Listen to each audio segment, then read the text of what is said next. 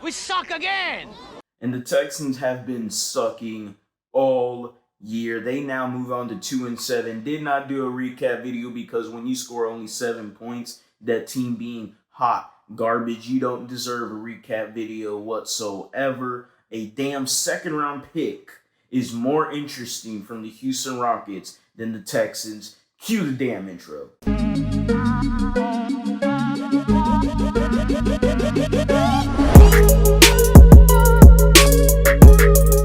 What is going on, everybody? Welcome back to a brand new episode of The Lead. Your host, as always, Harley Dugan. And I want to talk to y'all about 3 things the Rockets did, not only on draft day, but a move they did after.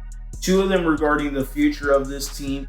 1 of them regarding the present. But we're going to go into the past because they had a second round pick. And I want to talk about the Rockets and Daryl Morey. And yes, I know Daryl Morey isn't the GM, but the Rockets' past second round picks have been really good players. Some of them gems, some of them solid players, and some of them, they're still in the league. Carl Landry, Chandler Parsons, Isaiah Cannon, Isaiah Hartenstein, Chase Budinger, and Montrezl Harrell, Dylan Brooks. These guys are either like Montrezl Harrell coming up for contract, Dylan Brooks playing extremely well, and other guys that had successful careers in the NBA or still are in the NBA, or Hartenstein who never got used. I say this because you have a second round pick and the Rockets have good history on second round picks. With the 52nd pick, you got Kenyon Martin Jr., the son of Kenyon Martin, who 15 years ago was the number 1 overall pick by the New Jersey Nets. His son is now a Houston Rocket.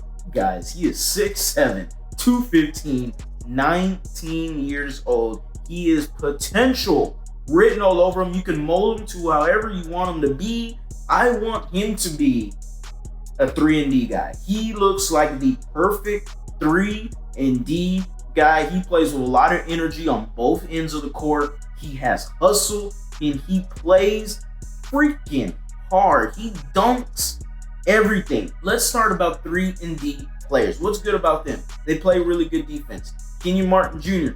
plays really good defense, none to say. Okay, he plays really good in the passing lanes, knows how to steal the ball, knows how to read the passer's eyes. Another thing is blocking shots. The dude is really good at timing when the opponent is about to throw them up. He knows how to tie them extremely, really well. Okay, Kenyon Martin Jr. is a guy that can be an above average defensive player for this Rocket team. And then you go offensively. Look, he cannot create his own shots.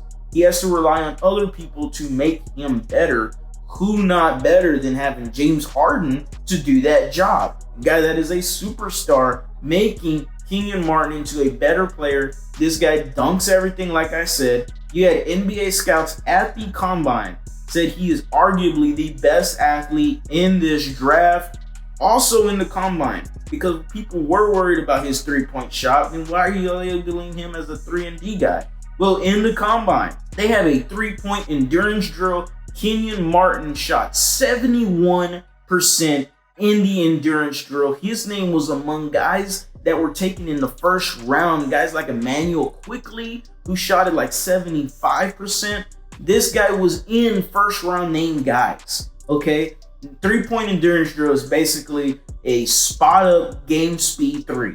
It is game speed spot up 3s. Shot 71%. That is absolutely good, man. You get a guy that is a 3-and-D guy. I am comparing him to somebody like Robert Covington. I think that is the good comparison for him. Like I said, he plays a bunch of energy. He leaves it all out on the court.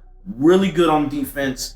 Really good at finishing at the rim. Strong as hell and athletic as hell. This is a good pickup for this Houston Rocket team. He's going to fit into this team like a glove. Another guy that they picked up. Now, he's undrafted. Yeah, an undrafted guy. I'm talking about undrafted guard Mason Jones out of Arkansas, 6'5", 200. Who? Mason Jones. Who? This guy. You better put some respect on this guy's name. because as soon as he got signed by the Rockets, he went and tweeted out, and I love the confidence. He comes out and tweets, "Hey, I'm the best player in this draft. Y'all just got the best player in the draft." Okay, the confidence, awesome. 6'5", 200. This guy, how he was not a first-round pick is really, really baffling to me. Led the SEC in scoring, 22 points a game. He had 3 games where he dropped 40-plus points a game, 9 games where he dropped 30-plus points a game. 6'5", 200, good size for a 2-guard. The guy, like I said, is a walking bucket. He is a scoring machine, a lightning rod. The guy that drove the most fouls in the nation, 8 fouls per 40 minutes played. This dude tailors his game around James Harden. I don't see him being a James Harden. I see him more as a 6-man that is like a Lou Williams, a guy that is a fire starter. He's a guy that you can rely on in the second unit to give you offense. Now, he has to buy in defensively. He has to become a better passer, but he can score. He can facilitate, not the greatest facilitator, but he can facilitate, and he creates his own shot with ease. Another move that the Rockets did. That's the future. Now we're going to the present, because another move the Houston Rockets made was expanding their mid-level exception from 5.7 to 9.1 when they bought that draft pick. When they bought a draft pick with the Detroit Pistons, they got money out of it. They expanded it to 9.1, which really helps the present for free agency. That reassures me the Rockets are all in to running it back. And now, like I said in my last video about the Rockets free agency, don't forget to check it out. The guys I didn't think they could get would be Serge Ibaka, Jay Crowder, and let's throw in Christian Wood into that group as well.